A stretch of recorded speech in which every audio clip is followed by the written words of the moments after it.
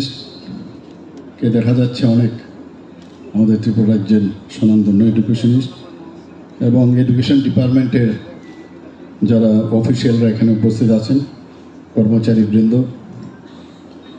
এবং যারা আজকে সিএম সাহেব একটু আগে যাদেরকে আমরা, যদিও এটা এখানে দেখানো হয়েছে কিন্তু এটা ডিবিটির মাধ্যমেই দেওয়া হবে সে অর্থ, সেই সিলেক্টেড স্টুডেন্টস এবং অন্যান্য বিশিষ্ট ব্যক্তিবর্গ এবং সাংবাদিক বন্ধুরা, সবাইকে আমি হার্দিক অভিনন্দন ও শুভেচ্ছা জানাচ্ছি।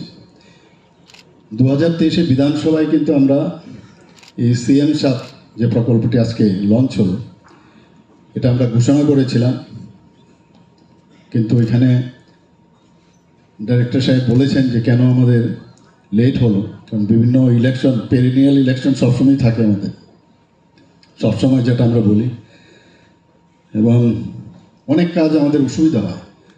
মাননীয় প্রধানমন্ত্রীজি যা বলেন তাই করেন, বলেছিলেন যে 1 নেশন 1 ইলেকশন, ক্যাবিনেটে পাস হয়েছে, পরবর্তী সময়টা লোকসভা পার্লামেন্টে যাবে, সেটা আমি আশা করি সেটা পাস হয়ে যাবে, রাজ্যসভায়ও যাবে।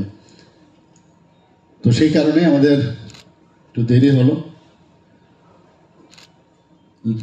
তো আমি বলবো নেভার লেট দেন নেভার।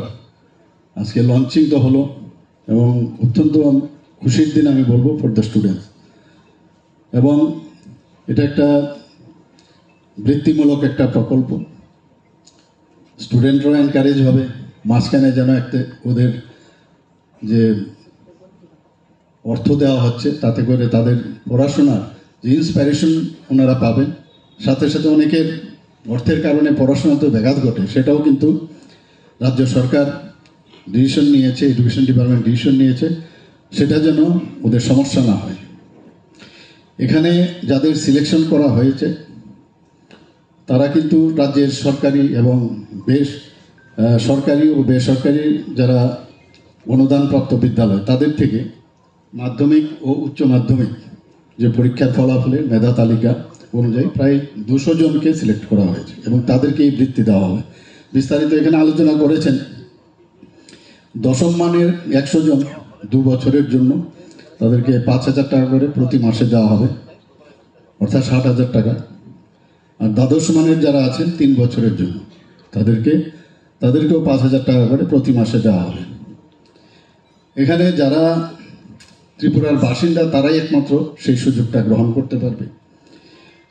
এবং এখানে যে বলা হয়েছে ব্লক স্তরে প্রায় 152 জনকে এবং নগর পঞ্চায়েতে 12 জনকে এবং পৌর পরিষদ যেটা সেটা 26, অর্থাৎ মিউনিসিপ্যালিটি থেকে 26 জন এবং আগরতলা মিউনিসিপ্যাল কর্পোরেশনের থেকে 10 জন, অর্থাৎ মোট 10 জন লাভার্থীকে সবসময় প্রতি বছর এটাকে সিলেকশন করা হবে।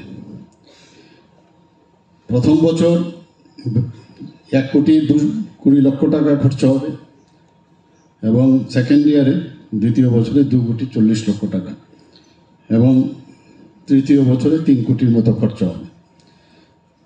এবং রাজ্য সরকারের যে উদ্দেশ্য এবং মাননীয় প্রধানমন্ত্রী এডুকেশনের উপর খুব গুরুত্ব দিয়েছেন, আমরা সবাই জানি, যে কারণে 33 বছর পর মানে ন্যাশনাল এডুকেশন পলিসি এটা হবে করে অনেকে চেষ্টা করেছে, কিন্তু ওনার চিন্তা ভাবনায় সেটা কিন্তু ন্যাশনাল এডুকেশন পলিসি হয়েছে, যে আগামী দিন যারা স্টুডেন্টরা আছেন, ছাত্রছাত্রীরা আছেন, তারাই কিন্তু আমাদের ভবিষ্যৎ। সেটাকে কথা এবং কাজের মধ্যে অনেক বিস্তর ফারাক ছিল, সেটা ওনার মার্গদর্শনে সেটা সম্ভব হয়েছে।